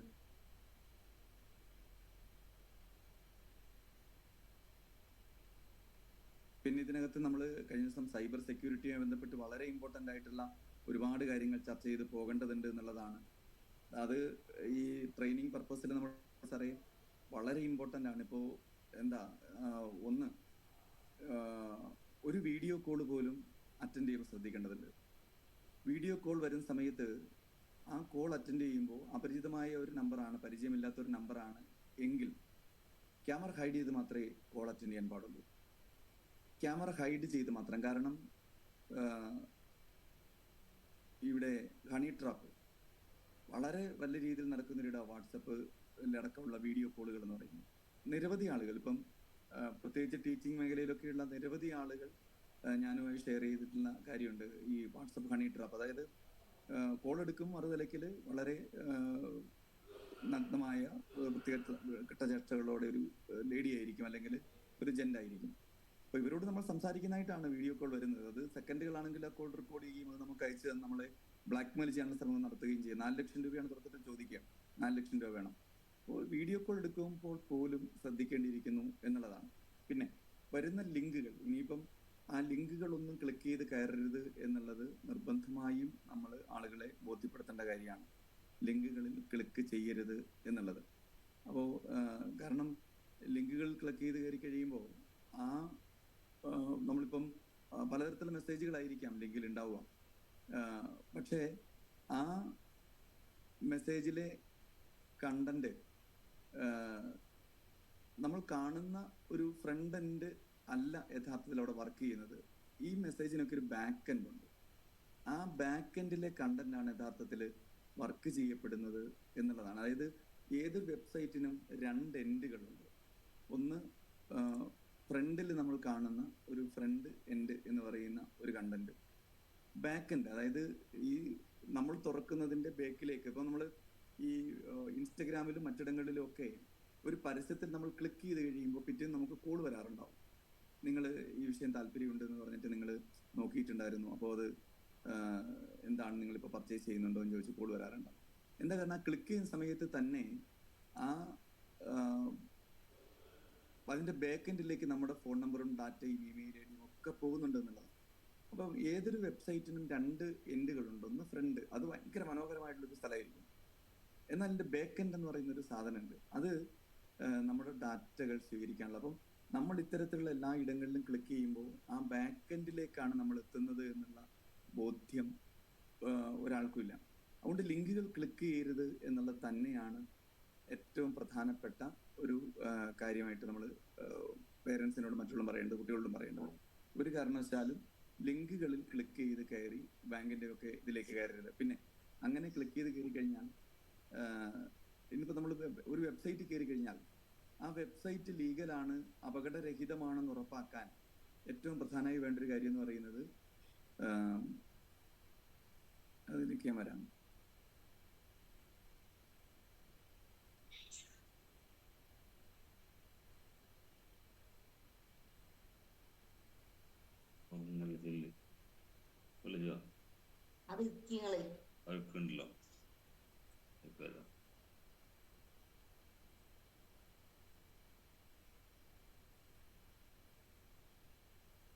ഇത് കണ്ടോ, നമ്മൾ ഒരു വെബ്സൈറ്റിൽ കയറി കഴിയുമ്പോൾ ആ വെബ്സൈറ്റിന്റെ അഡ്രസ് ബാറിൽ ഈ ഒരു പച്ച പാഡ്ലോക്ക്, പച്ച നിറമുള്ള ഒരു പാഡ്ലോക്ക് ഉണ്ടെങ്കിൽ അത് സുരക്ഷിതമായ ഒരു വെബ്സൈറ്റാണ്. നമ്മൾ ബാങ്കിന്റെ ഒക്കെ വെബ്സൈറ്റിൽ എപ്പോഴും കയറുമ്പോൾ ആദ്യം ശ്രദ്ധിക്കേണ്ട കാര്യം തന്നെയാണ്. അതുപോലെ തന്നെ HTTPS എന്നാണ് ആ വെബ്സൈറ്റ് ID ആരംഭിക്കേണ്ടത്. HTTP പോരാ. നമ്മളിപ്പോൾ കയറുന്ന പല വെബ്സൈറ്റുകളിലും HTTP ഉണ്ടാവും. HTTP എന്ന് മാത്രമാണെങ്കിൽ ആ വെബ്സൈറ്റ് 100% റെലവെന്റ് അല്ല, നമുക്ക് വിശ്വസിക്കാവുന്നതല്ല എന്നാണ് അതിന്റെ അർത്ഥം. അപ്പോൾ ഈ പച്ചപ്പാടലൊക്കെ ഉണ്ടാവുക HTTPS എന്ന് ഓടുകൂടി അഡ്രസ് ആരംഭിക്കുക എന്നുള്ളതാണ് ശ്രദ്ധിക്കേണ്ടത്. ഇതും നമ്മൾ പലപ്പോഴും പേരൻസിനടക്കം പറഞ്ഞു കൊടുക്കേണ്ട കാര്യമാണ്. പിന്നെ ലിങ്കുകൾ ക്ലിക്ക് ചെയ്ത് കാര്യം ഞാൻ പറഞ്ഞു. OTP ഷെയർ ചെയ്യാതിരിക്കുക. പാസ്വേഡുകളൊക്കെ ക്രിയേറ്റ് ചെയ്യുമ്പോൾ ഏറ്റവും കൂടുതൽ ശ്രദ്ധിക്കേണ്ട ഒരു കാര്യമുണ്ട്. പാസ്വേഡ് ഇത് ഷെയർ ചെയ്യുകയും ചെയ്യരുത്. പാസ്വേഡ് ഒരു കാരണവശാലും ഒരാൾക്കും ഷെയർ ചെയ്യരുത് എന്നുള്ളത് വീണ്ടും വീണ്ടും നമ്മൾ പറഞ്ഞു കൊടുക്കേണ്ട കാര്യമാണ്.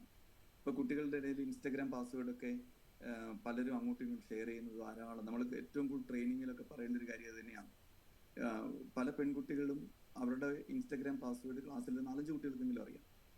ഇത് ഭയങ്കര അപകടകരമായ കാര്യമാണ്. കാരണം എൻ്റെ ഇൻസ്റ്റഗ്രാം ID എന്ന് പറയുന്നത് എൻ്റെ പേഴ്സണൽ ആയിട്ടുള്ള ഏറ്റവും പ്രധാനപ്പെട്ട കാര്യമാണ്. എൻ്റെ വ്യക്തിപരമായ കാര്യങ്ങൾ ഞാൻ ഷെയർ ചെയ്യുന്ന ഇടാണ്. അവിടെ മറ്റൊരാൾ കയറിയിട്ട് കാര്യങ്ങൾ ഷെയർ ചെയ്യാന്ന് പറഞ്ഞാൽ അത് എൻ്റെ ആത്മാംശമില്ലാത്ത കാര്യങ്ങൾ അതിനകത്ത് വരിക. അത് വളരെയേറെ അപകടകരമാണെന്നുള്ളത് പലപ്പോഴും കുട്ടികൾ അറിയുന്നില്ല എന്നുള്ളതാണ്. അതുകൊണ്ട് ഈ പാസ്വേഡൊക്കെ ഷെയർ ചെയ്ത് മറ്റൊരാളെ കൊണ്ട് ഉപയോഗിപ്പിക്കുകയാണ് നമ്മുടെ ഹാൻഡിൽ. അതൊരിക്കലും അനുവദിക്കാൻ പാടില്ല എന്നുള്ളതാണ്. അതുകൊണ്ട് പാസ്വേഡ് എപ്പോഴും സ്വകാര്യമായി സൂക്ഷിക്കുക. 6 മാസം കൂടുമ്പോൾ പാസ്വേഡ് ചേഞ്ച് ചെയ്യുക. പാസ്വേഡ് മറ്റൊരാൾക്ക് ഊഹിക്കാൻ കഴിയുന്നത് ആവരുത് എന്നുള്ള. ലോകത്ത് ഏറ്റവും കൂടുതൽ ഉപയോഗിക്കുന്ന പാസ്വേഡ് എന്ന വാക്ക് തന്നെയാണെന്നാണ് പറയുക. അങ്ങനെയുള്ള പാസ്വേഡ് ഉപയോഗിക്കുക. നമ്മുടെ ബന്ധുക്കളുടെ, നമ്മുടെ ഏറ്റവും ഇഷ്ടപ്പെട്ട ആളുകളുടെ ഒക്കെ പേരോ മറ്റു കാര്യങ്ങളോ ഒന്നും പാസ്വേഡായിട്ട് ഉപയോഗിക്കരുത്. അത് മറ്റുള്ളവർക്ക് വളരെ പെട്ടെന്ന് ഊഹിക്കാൻ കഴിയും എന്നുള്ളതാണ്. അതുകൊണ്ട് മറ്റുള്ളവർക്ക്, ഒരു ഹാക്കർക്ക് ഊഹിക്കാൻ കഴിയുന്നതാവരുത് പാസ്വേഡ് എന്നുള്ളതാണ്. ആ രീതിയിലുള്ള പാസ്വേഡുകൾ സെറ്റ് ചെയ്യാനൊക്കെ പറയുക. ഇതൊക്കെ ട്രെയിനിങ് പർപ്പസിൽ നമുക്ക് ഉപയോഗിക്കാൻ കഴിയുന്ന ചില കാര്യങ്ങളാണ്. സാറേ, വേറെ എന്തെങ്കിലും നമുക്ക് ചോദിക്കാൻ?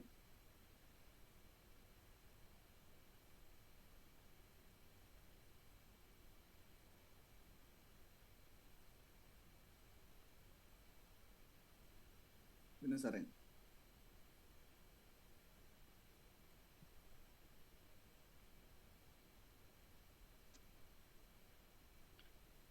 ഹലോ, നമസ്കാരം. ഇനി ആർക്കെങ്കിലും ചോദിക്കാനുണ്ടോ?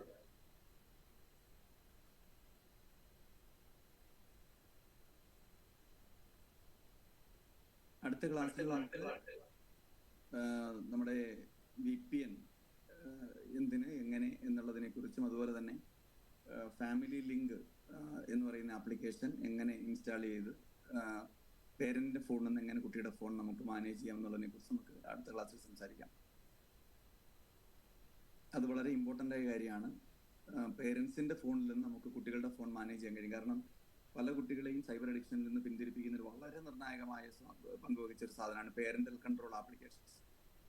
അത് ഒരുപാട് തരത്തിലുള്ള, ഇപ്പം നമുക്ക് പേ ചെയ്ത് ഉപയോഗിക്കേണ്ട ആപ്ലിക്കേഷൻ മുതൽ ഫ്രീ ആയി കിട്ടുന്ന ആപ്ലിക്കേഷൻ, ഇപ്പം ഗൂഗിളിന്റെ ഫാമിലി ലിങ്ക് പോലെയുള്ള ആപ്ലിക്കേഷൻസ് ഉണ്ട്, ക്യൂ സ്റ്റുഡിയോ, ഗെറ്റ് നാനി എന്നൊക്കെ പറയുന്ന ഒരുപാട് തരത്തിലുള്ള പേരന്റൽ കൺട്രോൾ ആപ്ലിക്കേഷൻസ് ഉണ്ട്. ക്യൂ സ്റ്റുഡിയോ പോലുള്ള ചില ആപ്ലിക്കേഷൻസ് ഒക്കെ പെയ്ഡ് വേർഷൻ എടുത്തു കഴിഞ്ഞാൽ വളരെ സുരക്ഷിതമാണ്. ഇപ്പോൾ എത്ര ദൂരെ ഇരുന്നും കുട്ടിയുടെ ഫോൺ നമുക്ക് കൺട്രോൾ ചെയ്യാൻ കഴിയും. ആ കുട്ടിയുടെ പ്രൈവസി നിലനിർത്തിക്കൊണ്ട് തന്നെ. ഇപ്പം ഞാൻ വാട്സപ്പിൽ എന്ത് മെസ്സേജ് അയച്ചു എന്നുള്ളത് പേരന്റിന് കാണാൻ കഴിയില്ല. പക്ഷെ വാട്സപ്പ് എത്ര സമയം ഉപയോഗിച്ചു എന്നും വാട്സപ്പ് എത്ര സമയം ഉപയോഗിക്കണമെന്നും പേരന്റ് റെസ്ട്രിക്ട് ചെയ്യാം എന്നാണ്. രാത്രിയിൽ ഫോൺ ദൈർഘ്യനേരം ഉപയോഗിക്കാതെ 10 മണിക്ക് എനിക്ക് കുട്ടിയുടെ ഫോൺ എന്ത് ചെയ്യാം, എനിക്ക് അത് ഓഫ് ചെയ്യാം.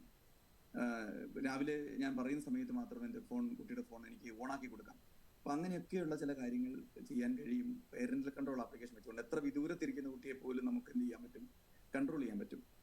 അതാണ് പേരന്റൽ കൺട്രോൾ ആപ്ലിക്കേഷൻ. അത് നമുക്ക് അടുത്ത ദിവസം എങ്ങനെ ഇൻസ്റ്റാൾ ചെയ്യാം, അതിനകത്ത് ഫാമിലി ലിങ്ക് ഇൻസ്റ്റാൾ ചെയ്യുന്നത് നമുക്ക് കാണാം അടുത്ത ക്ലാസ്സിൽ. VPN ഉപയോഗിക്കുന്നതും അടുത്ത ക്ലാസ്സിൽ നമുക്ക് ഷെയർ ചെയ്യും. VPN ഉപയോഗിക്കാൻ എല്ലാവരും പഠിച്ചിരിക്കണം, കാരണം അത് ഒരു ആവശ്യം കൂടിയാണ് VPN ഉപയോഗിക്കുക എന്നുള്ളത്. കാരണം പബ്ലിക് വൈഫൈയോ മറ്റിടങ്ങളൊക്കെ ഉപയോഗിക്കുന്ന സമയത്ത് VPN എടുത്ത് മാത്രമേ നിങ്ങൾ പബ്ലിക് വൈഫൈ ഉപയോഗിക്കാൻ പാടുള്ളൂ എന്നുള്ളതാണ്. അപ്പം എങ്ങനെ VPN ഉപയോഗിക്കാൻ കഴിയും എന്നുള്ളത് നമുക്ക് കാണാം. പക്ഷേ അതിൻ്റെ ശരിയായ രീതിയിലുള്ള പർപ്പസിലല്ല ഇത് ഉപയോഗിക്കപ്പെടുന്നത് എന്നുള്ളതാണ്. നമ്മുടെ രാജ്യത്ത് നിരോധിച്ച പല കണ്ടന്റുകളും മറ്റ് IP അഡ്രസ്സിൽ കയറി മറ്റ് രാജ്യങ്ങളുടെ IP അഡ്രസ്സ് ഉപയോഗിച്ചുകൊണ്ട് ഡൗൺലോഡ് ചെയ്യാനാണ് ഇത് ഉപയോഗിക്കുന്നത് എന്നുള്ളതാണ് അതിൻ്റെ ഒരു ഏറ്റവും വലിയ പ്രശ്നം.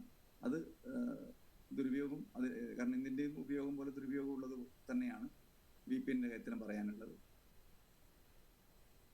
അത് നമുക്ക് അടുത്ത ക്ലാസ്സിൽ കൂടുതൽ ഡീറ്റെയിൽ ആയിട്ട് പറയാം. വേറെ എന്തെങ്കിലും കൗൺസിലിംഗ് പർപ്പസിൽ ഉള്ള കാര്യങ്ങളിൽ ഇനി കൂടുതൽ കൂട്ടിച്ചേർക്കേണ്ട എന്തെങ്കിലും ഉണ്ടെങ്കിൽ ചോദിക്കാമോ?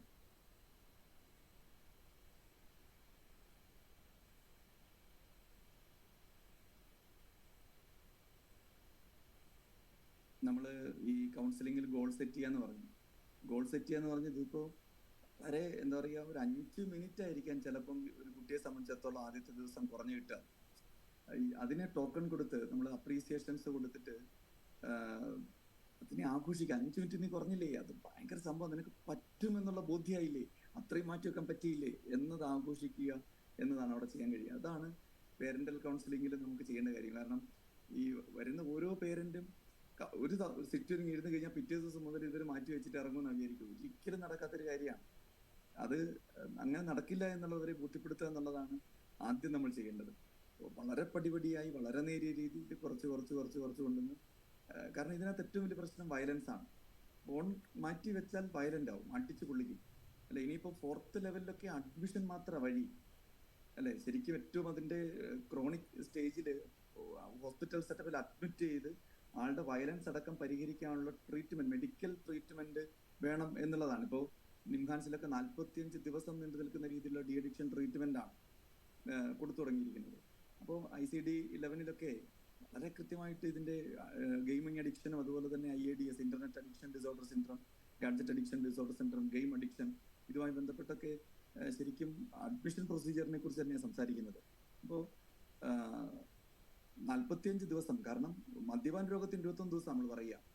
ഒരു മദ്യപാന രോഗിയായ ആളെ ഡി അഡിക്ഷൻ ട്രീറ്റ്മെന്റ് വിധേയമാക്കാൻ 21 ദിവസത്തെ ട്രീറ്റ്മെന്റ് എന്നാ പറയുക. പക്ഷെ ഇവിടെ സൈബർ അഡിക്ഷനെ സംബന്ധിച്ചിടത്തോളം നമുക്ക് 45 ദിവസം. കാരണം എന്താ, ആദ്യത്തെ കുറെ ദിവസങ്ങളിൽ ഒരു വയലന്റ് ആയിരിക്കും, ഫോൺ കിട്ടിയില്ലെങ്കിൽ അടിച്ചു പൊള്ളിക്കും. ഇവർക്ക് ഒരു തരത്തിലും ബിഹേവിയർ തെറാപ്പിയോ കാര്യങ്ങളോ കൊടുക്കാൻ പറ്റുന്ന സിറ്റുവേഷനേ അല്ല അവിടെ ഉള്ളത്.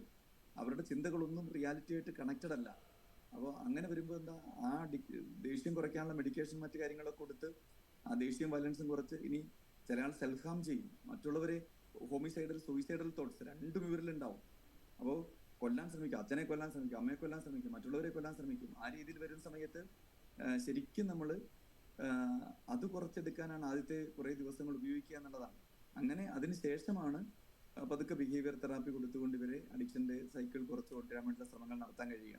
അപ്പോൾ ശരിക്കും ഒരു ഫൈനൽ സ്റ്റേജിൽ ഹോസ്പിറ്റലൈസേഷൻ എന്നുള്ളത് വളരെ ഇമ്പോർട്ടൻ്റ് ആണ്. പക്ഷെ നമ്മുടെ നാട്ടിൽ ആ രീതിയിലുള്ള ഒരു ഡി അഡിക്ഷൻ ട്രീറ്റ്മെന്റ് എന്നത് കൃത്യമായി നടക്കുന്ന ഇടങ്ങൾ കുറവാണ്. ഇപ്പൊ Koothuparamba Christuraj institute of mental and neuro science Vineetha ഡോക്ടർക്ക് നേതൃത്വത്തിൽ കുറേയൊക്കെ രീതിയിൽ കാര്യങ്ങൾ നടക്കുന്നുണ്ടെങ്കിലും അനിൽകുമാർ സാറൊക്കെ പലപ്പോഴും നമ്മുടെ തിരുവനന്തപുരം മെഡിക്കൽ കോളേജിലെ സൈക്കാട്രിസ്റ്റ് അനിൽകുമാർ സാറൊക്കെ ഇതിന്റെ IP തിരുവനന്തപുരം മെഡിക്കൽ കോളേജിൽ തുടങ്ങുന്നത് ആലോചിക്കുന്നുണ്ട് എന്ന് കുറെ വർഷങ്ങളായി പറയുന്നതാണ്. പക്ഷെ ഇതുവരെ അവിടെയൊന്നും അതിന്റെ ഇതിനുവേണ്ടി പ്രത്യേകം ഒരു IP എന്നത് ആരംഭിച്ചിട്ടില്ല എന്നുള്ളത് വലിയ പരിമിതമായ കാര്യമാണ്. ശരിക്കും വേണ്ടതാണ് വളരെയധികം. സൈബർ അഡിക്ഷൻ, മറ്റ് ഈ ഡ്രഗ് അഡിക്ഷൻ പോലെ തന്നെ IP ആവശ്യമുള്ള ഒരവസ്ഥയിലേക്ക് എത്തിയിരിക്കുന്നു എന്നതിൽ യാതൊരു സംശയമില്ല. അതുകൊണ്ട് പലരെയും ചിലപ്പോൾ അഡ്മിറ്റ് ചെയ്യേണ്ട സിറ്റുവേഷൻസ് ഉണ്ട് എന്നുള്ളതാണ്.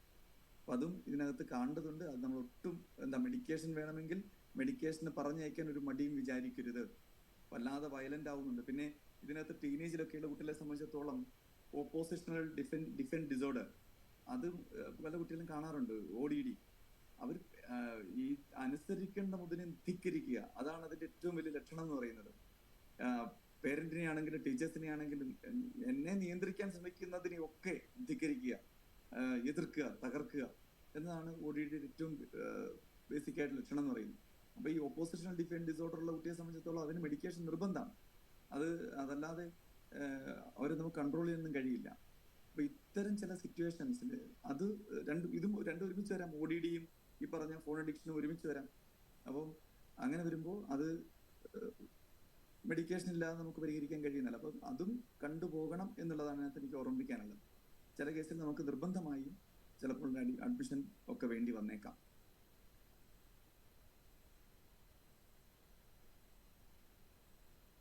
ഇതൊക്കെ വേറെന്താണ്?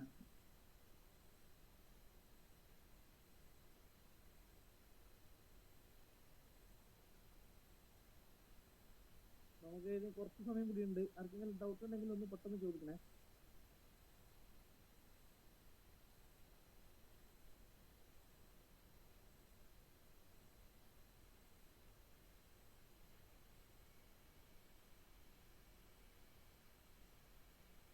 സാറേ ഇവര് പിന്നെ സ്കൂളുള്ള ദിവസങ്ങളിൽ നമുക്ക് കൺട്രോൾ ചെയ്യാൻ പറ്റും മൊബൈല് ഉപയോഗമെല്ലാം. പക്ഷെ സ്കൂള് ഇപ്പൊ ലീവുള്ള ശനിയും ഞായറൊക്കെ നമുക്ക് എല്ലാ സമയത്തും ഇവരെ കൂടെ ഇരിക്കാൻ പറ്റില്ലല്ലോ. അപ്പൊ കൂടുതലായിട്ട് അത് യൂസ് ചെയ്യുന്നുണ്ട്. അപ്പൊ അത് കുറക്കണ്ടേ? ഇല്ലെങ്കിൽ അതും ഇടുങ്ങാറില്ലേ? തീർച്ചയായിട്ടും. കാരണം അങ്ങനെയുള്ള ആ അഡിക്ഷൻ പിറ്റേന്ന് സ്കൂളിൽ പോകുന്നതിനടക്കം ബാധിക്കുന്ന കാര്യമാണല്ലോ. അതുകൊണ്ട് ഈ അവധി ദിവസങ്ങളിൽ അവർക്ക് ഇഷ്ടമുള്ള ഞാൻ പറഞ്ഞല്ലോ മറ്റ് ആക്ടിവിറ്റികളിലേക്ക് അവരെ ഡൈവേർട്ട് ചെയ്യുക. കളിക്കാൻ പോട്ടെ കുട്ടികൾ, ഗ്രൗണ്ടുകളൊക്കെ തുറന്നു കൊടുക്കും കുട്ടികൾക്ക്. അങ്ങനെയുള്ള സമയത്തല്ലേ, അവധി ദിവസങ്ങളല്ലേ കുട്ടികൾ കളിക്കേണ്ടത്. കളിക്കാൻ പോട്ടെ. അപ്പോൾ ഇനി അല്ലെങ്കിൽ പുസ്തകങ്ങൾ വായനയിലേക്ക് താല്പര്യമുള്ള കുട്ടികളാണെങ്കിൽ ആ രീതിയിൽ ഡൈവേർട്ട് ചെയ്യണം, വായനയിലേക്ക് തിരിച്ചു വിടണം. അപ്പോൾ സ്ക്രീൻ ടൈം എല്ലാ ദിവസവും ഒരു നിശ്ചയ സമയത്തിൽ താഴെ, പ്രത്യേകിച്ച് നമുക്കറിയാം ഒരു സ്കൂൾ വിദ്യാർത്ഥിയെ സംബന്ധിച്ചിടത്തോളം 1/2 മണിക്കൂറാണ് അനുവദിക്കപ്പെട്ട സ്ക്രീൻ ടൈം. എന്റർടൈൻമെന്റ് പർപ്പസിന് ഒരു വിദ്യാർത്ഥിയെ സംബന്ധിച്ചിടത്തോളം 15 വയസ്സിൽ താഴെ പ്രായമുള്ള കുട്ടിയെ സംബന്ധിച്ചിടത്തോളം എന്റർടൈൻമെന്റ് പർപ്പസിൽ 1/2 മണിക്കൂറിൽ താഴെ സ്ക്രീൻ ഉപയോഗിക്കുന്നുണ്ടെന്ന് ഉറപ്പാക്കേണ്ടത് പേരന്റിന്റെ കടമയാണ്. അത് 1/2 മണിക്കൂറിലധികം വരാൻ പാടില്ല എന്റർടൈൻമെന്റ് പർപ്പസിൽ. ഇനി അതിലും ചെറിയ കുട്ടി, ഒരു 7 വയസ്സിൽ താഴെ പ്രായമുള്ള കുട്ടിയാണെങ്കിൽ സ്ക്രീൻ ടൈം പേരന്റിന്റെ കൺമുമ്പിൽ വെച്ച് മാത്രമേ പാടുള്ളൂ. പേരന്റിന്റെ കയ്യിലായിരിക്കണം ഡിവൈസ് ഉണ്ടാവണ്ടേ. കുട്ടിയുടെ കയ്യിൽ ഫ്രീ ആയിട്ട് കൊടുക്കാനേ പാടില്ല 7 വയസ്സ് വരെ. അതിനകത്ത് കണ്ടന്റ് എന്ത് എന്നുള്ളത് പേരന്റ് സ്ക്രീൻ ചെയ്തിട്ട് മാത്രമേ കുട്ടിയെ കാണിക്കാൻ പാടുള്ളൂ. കാരണം 7 വയസ്സ് വരെ കുട്ടികൾ യുക്തിബോധം ഇല്ല, കാണുന്നൊക്കെ അവർ അനുകരിക്കും. അതിനകത്ത് കാണുന്ന വയലൻസ് ഒക്കെ കുട്ടി അനുകരിക്കാൻ ശ്രമിക്കും. അപ്പൊ അതുകൊണ്ട് ഒരു കാരണവശാലും 7 വയസ്സ് വരെ കുട്ടിയുടെ കയ്യിലേക്ക് ഫ്രീ ആയി ഡിവൈസ് കൊടുക്കരുത് എന്നുള്ളത് വളരെയധികം ശ്രദ്ധിക്കേണ്ട കാര്യം. അത് പേരന്റിന്റെ കയ്യിലായിരിക്കണം കുട്ടി ഫോൺ കാണേണ്ടത്. ഇപ്പം ഞാൻ എൻ്റെ മക്കളുടെ കാര്യത്തിലൊക്കെ ഏറ്റവും ശ്രദ്ധിക്കാറുള്ള കാര്യം, അവരെ ചില കാര്യങ്ങളൊക്കെ ഫോണിൽ കാണിച്ചു കൊടുക്കേണ്ടി വരാറുണ്ട്. പക്ഷെ ആ സമയത്ത് എൻ്റെ കയ്യിലായിരിക്കും ഫോൺ ഉണ്ടാവുക. അപ്പോൾ അവർ ചോദിക്കുന്ന സ്പേസുമായി ബന്ധപ്പെട്ട സംശയങ്ങൾ അപ്പോഴും ഞാൻ ഫോണിൽ സെർച്ച് ചെയ്ത് കാണിച്ചു കൊടുക്കും. പക്ഷെ എൻ്റെ കയ്യിലായിരിക്കും ഉണ്ടാവുക, കുട്ടിയുടെ കയ്യിൽ കൊടുക്കില്ല. അവർക്ക് ഇഷ്ടം പോലെ രീതിയിൽ കാണാൻ പറ്റുന്നത്. അതുപോലെ തന്നെ ഇതിന് വളരെ പ്രധാനപ്പെട്ട ഒരു പ്രയാസം എന്ന് പറയുന്ന പല വീടുകളിലും സ്മാർട്ട് TV ഉപയോഗിച്ച് തുടങ്ങി എന്നുള്ളതും ഇതാണ്. കാരണം അവിടെയും യൂട്യൂബും മറ്റു കാര്യങ്ങളും ഈ പറഞ്ഞ രീതിയിലുള്ള ഷോർട്സും മറ്റു കാര്യങ്ങളും ഈ ഗെയിം വീഡിയോസും മറ്റു സാധനങ്ങളും ഒക്കെ തന്നെ ആക്സസ് ചെയ്യാൻ കുട്ടി കഴിയുന്നു. അപ്പോൾ മൊബൈൽ പോലെ തന്നെ നിയന്ത്രിക്കപ്പെടേണ്ടതാണ് ഈ മറ്റ് സ്മാർട്ട് TV അടക്കമുള്ള സ്ക്രീനുകളും. അതും തീർച്ചയായിട്ടും ഇതിന്റെ ടൈമിന്റെ പരിധിയിൽ വരേണ്ടത് തന്നെയാണ്. അതും കാണണം എന്നാണ് പറയാനുള്ളത്. അത് കൺട്രോൾ ചെയ്ത് അവരെ മറ്റ് ഏതെങ്കിലും മേഖലയിലേക്ക് ഡൈവേർട്ട് ചെയ്യും. അത് തന്നെ ചെയ്യണ്ടേ, ഡൈവേർട്ട് ചെയ്തേ മതിയോ. ചെറിയ കുട്ടികൾക്ക് ഭക്ഷണം കൊടുക്കാൻ വേണ്ടിയിട്ടൊക്കെ അവരറിയാതെ കഴിക്കും മൊബൈൽ ഓപ്പൺ ചെയ്ത് കൊടുത്തിട്ട്. തീർച്ചയായിട്ടും സാർ, ഒരു കാരണവശാലും പ്രോത്സാഹിപ്പിക്കാൻ പാടില്ലാത്ത കാര്യമാണ്. അതിനകത്ത് കുട്ടികൾ സംഭവിക്കുന്ന ഒരുപാട് കാര്യങ്ങളുണ്ട്. ഒന്ന്, നഷ്ടപ്പെടുന്ന ഏറ്റവും വലിയ സോഷ്യലൈസേഷനാണ്. ഈ മൊബൈലിലിരിക്കുന്ന കുട്ടിയെ സംബന്ധിച്ചിടത്തോളം ഞാൻ പറഞ്ഞില്ല, സ്കൂളിംഗ് എന്നത് വിദ്യാഭ്യാസത്തിന് വേണ്ടിയുള്ള കാര്യമല്ല, എഡ്യൂക്കേഷൻ എന്നുള്ളതല്ല സ്കൂളിംഗ് അതിന്റെ ഏറ്റവും വലിയ പർപ്പസ്, മറിച്ച് സോഷ്യലൈസേഷനാണ്. ഇപ്പം കുട്ടിയെ സംബന്ധിച്ചിടത്തോളം ഈ മൊബൈൽ സ്ക്രീനിലിരുന്ന് കണ്ട് ഭക്ഷണം കഴിക്കുന്ന കുട്ടിയെ സംബന്ധിച്ചിടത്തോളം അയൽവക്കത്തെ വീട്ടിലെ ആളുകളോട് സംസാരിക്കാൻ മടിയായിരിക്കും, കൂട്ടുകൂടാൻ മടിയായിരിക്കും, പലതും ഷെയർ ചെയ്യാൻ മടിയായിരിക്കും. ഈ ഷെയറിംഗ് ഒക്കെ കുട്ടി പഠിക്കണ്ടേ? അതൊക്കെ പഠിക്കാൻ എന്താ സ്വാഭാവികമായിട്ട് നമ്മള് പിന്നെ ചുറ്റുവട്ടത്തെ കാണണ്ടേ കുട്ടി. നമ്മൾ പണ്ടൊക്കെ എന്താ കാക്കേനെയും പൂച്ചേനെയും കാട്ടി ഭക്ഷണം കൊടുക്കുന്ന രീതിയാണ്. പക്ഷെ ഇന്ന് പേരന്റ് എളുപ്പമായി, എന്താ സ്ക്രീൻ തുറന്നു വെച്ചാൽ കുട്ടിയെ കൺട്രോൾ ചെയ്യാൻ വളരെ എളുപ്പമായി, അല്ലെ? ഒന്നും ചെയ്യണ്ട. പക്ഷേ കുട്ടിയുടെ കൺട്രോൾ എന്നേക്കുമായിട്ട് കയ്യിൽ നിന്ന് പോകാമെന്ന് പലരും മനസ്സിലാക്കുന്നില്ല എന്നുള്ളതാണ്. കുട്ടിയുടെ കൺട്രോൾ എന്നേക്കുമായിട്ട് പേരന്റിന്റെ കയ്യിൽ നിന്ന് പോവാണ്. അപ്പോ അതാണ് സംഭവിക്കുന്നത്, അല്ലെ ദിനേശൻ സാറേ? അല്ലെ? അത് പല പേരൻസും മനസ്സിലാക്കുന്നില്ല എന്നുള്ളത്. ഇപ്പൊ താൽക്കാലികമായി കുട്ടിക്ക് ഭക്ഷണം കൊടുക്കാൻ ഇത് എളുപ്പമാണെന്ന് കരുതുകയും എന്നേക്കുമായിട്ട് കുട്ടിയുടെ കൺട്രോൾ പേരന്റിന്റെ കയ്യിൽ നിന്ന് പോവുകയും ചെയ്യുന്ന സിറ്റുവേഷനാണ് വരുന്നത്. അതൊരിക്കലും അങ്ങനെ സംഭവിക്കരുത് എന്നുള്ളത് വളരെ ചെറുപ്പം മുതൽ ശ്രദ്ധിക്കേണ്ട കാര്യമാണ്. വളരെ ചെറുപ്പം മുതൽ. സാർ പറഞ്ഞ വളരെ കറക്റ്റാണ്.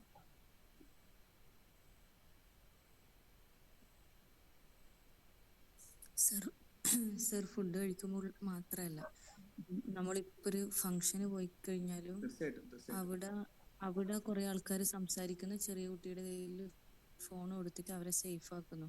ഒരു പ്രോഗ്രാം കാണാൻ പോയി കഴിഞ്ഞാൽ, ഹോട്ടലിൽ പോയി കഴിഞ്ഞാൽ, ഒരു പാർക്കിൽ പോയി കഴിഞ്ഞാൽ, എവിടെ പോയി കഴിഞ്ഞാലും എനിക്ക് തോന്നുന്നത് ഇവിടെ ആറ്റിറ്റ്യൂഡ് ഓഫ് പാരന്റ്സ് ആണ് കുറെ മാറേണ്ടത്. കുട്ടികളുടെ ഒപ്പം ഇരിക്കുന്നില്ല അവര്.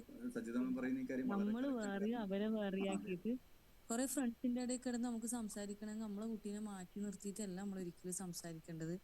ഈ ഫോണ് കൊടുത്ത് പഠിപ്പിച്ചാക്കുന്ന കുട്ടി കുറെ കഴിഞ്ഞിട്ട് ഫോൺ അഡിക്റ്റ് ആണെന്ന് വന്ന് പരാതി പറയുന്നതിൽ ഒരു അത്ഭുതവും ഇല്ല. അതെ, കറക്റ്റാണ്.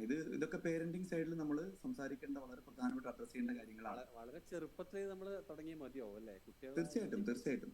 അല്ല, ഞാൻ പറഞ്ഞില്ലേ, ഞാൻ എന്റെ മക്കളുടെ കാര്യത്തില് ഇത് പ്രയാസമാണെന്നുള്ളത് കൊണ്ട് തന്നെ ഞാൻ ഒന്ന് വീട്ടില് ഫോൺ അടക്കമുള്ള കാര്യങ്ങൾ ഞാൻ മാക്സിമം ഉപയോഗിക്കാതിരിക്കാൻ ശ്രമിക്കും. കുട്ടികളുടെ മുമ്പിൽ അവരുടെ കൂടെ സമയം സ്പെൻഡ് ചെയ്യാൻ ശ്രമിക്കും. ഇന്നലെ പോലും എൻ്റെ മകന് വേണ്ടിയിട്ട് ഞാൻ 2 പേർക്ക് വേണ്ടിയിട്ടും അവർക്ക് പറ്റുന്ന രീതിയിലുള്ള പുസ്തകങ്ങൾ വാങ്ങിക്കൊണ്ടുവന്നിട്ടുണ്ട് എന്നുള്ളതാണ്. ഇന്നലെ മൂത്തയാൾക്ക് വേണ്ടി ഏതാണ്ട് 30-35ഓളം പുസ്തകങ്ങളും ചെറിയ ആൾക്ക് വേണ്ടിയിട്ട് ഏതാണ്ട് 20-22ഓളം പുസ്തകങ്ങളും ഞാൻ വാങ്ങി. അപ്പോൾ 2 ഡസൻ 24 പുസ്തകം ചെറിയ ആൾക്കും, മൂത്തയാൾക്ക് 36ഓളം പുസ്തകങ്ങളും. അങ്ങനെ ബാലസാഹിത്യം. ഇന്ന് ഏറ്റവും സന്തോഷം മൂത്തയാളെന്നോട് കൂടി എന്ന് പറഞ്ഞാൽ ഞാൻ 3 പുസ്തകങ്ങൾ വായിച്ചു കഴിഞ്ഞു, അതിൽ 3 പുസ്തകങ്ങൾ വായിച്ചു കഴിഞ്ഞു എന്ന് പറഞ്ഞു. അപ്പോൾ അത് ചെറുപ്പം മുതലേ, അതുകൊണ്ട് അവൻ എഴുതുന്നൊക്കെ, അവന് എഴുത്തും മറ്റു കാര്യങ്ങളൊക്കെ അതിലേക്ക് വരാൻ കാരണം ആ പുസ്തകങ്ങൾ അങ്ങനെ കൊടുത്തു എന്നുള്ളതാണ്. അപ്പോൾ പക്ഷെ ഇത് അത്ര എളുപ്പമല്ല. കാരണം എന്താ, ഈ 24 പുസ്തകം എന്റെ ചെറിയ മോന് വാങ്ങിക്കൊണ്ട് കൊടുത്തു എന്ന് പറഞ്ഞാല് ഇന്നതിലൊരു 10 എണ്ണം വായിച്ചു കൊടുക്കാൻ ഞാൻ അവന്റെ കൂടെ ഇരിക്കേണ്ടി വന്നു. അത് എന്നെ സംബന്ധിച്ചിടത്തോളം എനിക്ക് പറ്റുന്ന നഷ്ടം അതാണ്. പക്ഷെ അത് നഷ്ടമാണെന്ന് എനിക്ക് തോന്നുന്നുമില്ല. അത് അവർക്ക് വായിച്ചു കൊടുക്കുമ്പോൾ നാളെ അവർ വളരുക എന്നുള്ളതാണല്ലോ എൻ്റെ ഏറ്റവും വലിയ സന്തോഷം എന്ന് പറയുന്നത്. പക്ഷെ പല പേരൻസും അവരിലേക്ക് ഒതുങ്ങുകയും അവരുടെ എന്റർടൈൻമെന്റ് മാത്രം കാണുകയും കുട്ടികൾ ബാധ്യതയായിട്ട് മാറുകയും ചെയ്യുന്നിടത്താണ് ഈ ഫോൺ കൊടുത്ത്. നമ്മള് വിനോദ് സാറേ, JCയുടെ ഒരു പ്രോഗ്രാമിന് വേണ്ടി എൻ്റെ മോനെ കൊണ്ടുപോയി ചെന്നപ്പോൾ അവിടെയുള്ള കുട്ടികളെല്ലാവരും ഫോണിലാണ്. പക്ഷെ ഇവനെ കളിക്കാൻ വിളിച്ചു ചില ആളുകൾ, എൻ്റെ മൂത്തയാളെ. അവിടെ പാടെ നമുക്ക് ഗെയിം കളിക്കാൻ. ഞാൻ കളിക്കാനൊന്നുമില്ല എന്ന് പറഞ്ഞു. അവൻ അവിടുന്ന് ലിഫ്റ്റൊക്കെ കയറി മുകളിലോട്ട് ഇറങ്ങി താഴോട്ട് ഇറങ്ങി പുറത്ത് പൂന്തോട്ടത്തിൽ പോയി കളിച്ചു. അവൻ ഒറ്റയ്ക്ക് കളിച്ച് കിടന്നു. ഫോൺ കളിക്കാൻ ഞാനില്ല, എൻ്റെ അച്ഛൻ പറഞ്ഞിട്ട് കളിക്കരുതെന്ന്. ഞാൻ വരില്ല എന്ന് പറഞ്ഞു. അവൻ അതിന് പോയേയില്ല. ഭയങ്കര അഭിമാനം തോന്നി എനിക്ക്. നമ്മള് ചെയ്തു വന്ന ചില കാര്യങ്ങൾ ശരിയാണ് എന്നുള്ളത് അവൻ ബോധ്യപ്പെടുത്തുകയാണ് നമ്മളെ. എനിക്ക് ഇത് ഇഷ്ടമല്ല, ഞാൻ കളിക്കില്ല, എന്നോട് കളിക്കില്ലെന്ന് പറഞ്ഞിട്ടുണ്ട് എന്നത് അവന്റെ പെയർ ഗ്രൂപ്പിലുള്ള ആളുകൾ വിളിക്കുമ്പോൾ പോയില്ല. ബാക്കി എല്ലാ കുട്ടികളും പോയിരുന്ന് ഫോൺ ഗെയിം കളിക്കുകയായിരുന്നു. അത് ഭയങ്കര ഒരു സങ്കടകരമാണത്. കാരണം നമ്മുടെ കുട്ടികളെയും കൊണ്ട് ചെന്ന് കഴിഞ്ഞാൽ പാർക്കിലോ മറ്റിടങ്ങളിൽ ചെന്ന് കഴിഞ്ഞാൽ കളിക്കാൻ ആരുമില്ല. അത് സത്യമാണ്. കളിക്കാനാളില്ല, കുട്ടികളൊക്കെ ഫോണിലാണ്. നമ്മുടെ കുട്ടികൾ ഒറ്റയ്ക്ക് അവിടെ. വലിയ പ്രശ്നമാണ്. പിന്നൊരു കാര്യം സൂചിപ്പിക്കട്ടെ, പിന്നെ വെർച്വൽ ഓട്ടിസം ഉണ്ടല്ലോ സാർ, അത് പറയുന്ന വിചാരിച്ചു. തീർച്ചയായിട്ടും, അതെ. അതൊന്ന് സൂചിപ്പിക്കണം കേട്ടോ. അത് വളരെ കേസുകൾ. അതെ. അതായത് എന്റെ മുമ്പിൽ തന്നെ ഒരു കുട്ടിയുണ്ട്, 4 വയസ്സെത്തിയിട്ടും കുട്ടിയുടെ ഭാഷ ഡെവലപ്പ് ആയിട്ടില്ല എന്നാണ് പേരൻസിന്റെ കംപ്ലൈന്റ്. 4 വയസ്സോളം കുട്ടിക്ക് എത്തി, പക്ഷെ കുട്ടി കാര്യമായിട്ട് സംസാരിക്കാറില്ല.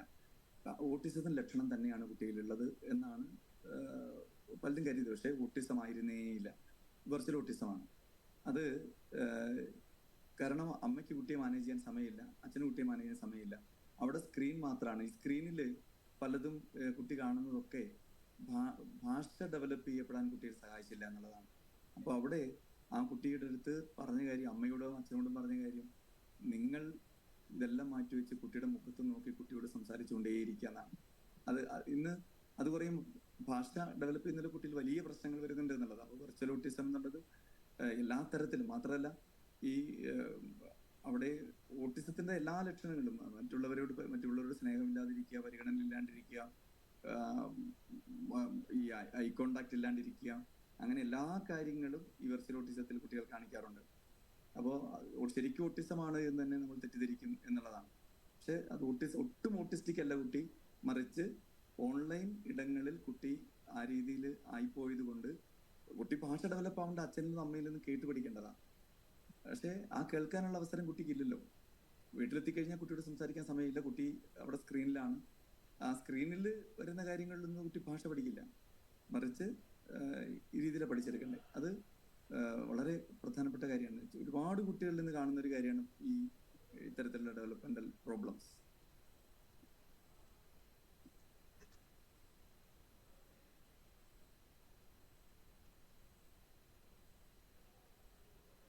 അവിടെ സോഷ്യലൈസേഷനിലൊക്കെ പ്രശ്നങ്ങൾ വരും കുട്ടികൾക്ക്. അതും ഓട്ടിസമാണെന്ന് തെറ്റിദ്ധരിക്കും. കാരണം ആളുകളുടെ ഇടപെടില്ല, സംസാരിക്കില്ല, ആളുകളെ കാണുമ്പോൾ മാറി നിൽക്കുക, പേടിച്ച് മാറി നിൽക്കുക. അതൊന്നും ഓട്ടിസം അല്ല, ഈ വെർച്വൽ ഓട്ടിസത്തിന്റെ ഭാഗമാണ്.